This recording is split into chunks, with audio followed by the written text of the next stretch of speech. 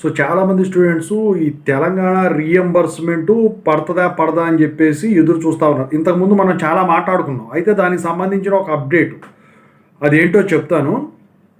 ఆ తర్వాత మీరే ఇక మీ దాంట్లో ఉందో లేదో చూసుకోవాల్సి ఉంటుందన్నమాట. నాకు చెప్పాల్సి ఉంటుంది అందులో. ముందుగా అయితే ఇంతవరకు ఈ ఛానల్ సబ్స్క్రైబ్ చేసుకున్న వాళ్ళు ఎవరు ఉంటే ఖచ్చితంగా సబ్స్క్రైబ్ చేసుకుని వీడియో లైక్ చేసి షేర్ చేయండి. మీకు ఏమైనా డౌట్స్ ఉంటే కాల్ మీ 4 ద్వారా కాల్ చేయొచ్చు. Telugu engineering education Telegram channel, YouTube channel, JNT university updates channel, software course work support channel subscribe చేసుకుని మీకు ఉపయోగపడతాయి. ఇక టాపిక్లో వెళితే ఏంటంటే సో తెలంగాణ రీఎంబర్స్మెంట్ ఏదైతే ఉందో పాత ఇష్యూ అయినా కొత్త ఇష్యూ అయినా వచ్చేసరికి ఈ సంవత్సరం వరకు వచ్చేసరికి చాలామంది అకౌంట్లో చెక్ చేసుకుంటారు కదా రీఎంబర్స్మెంట్ అది అందుట్లో స్కాలర్షిప్ది వెబ్సైటు. సో దాంట్లోకి వెళ్ళి చూసుకుంటే వీళ్ళకి సెండ్ టు ట్రెజరీ అని చెప్పేసి ఉందని చెప్పేసి చాలామంది చెప్తా ఉన్నారు. అది నిజమే.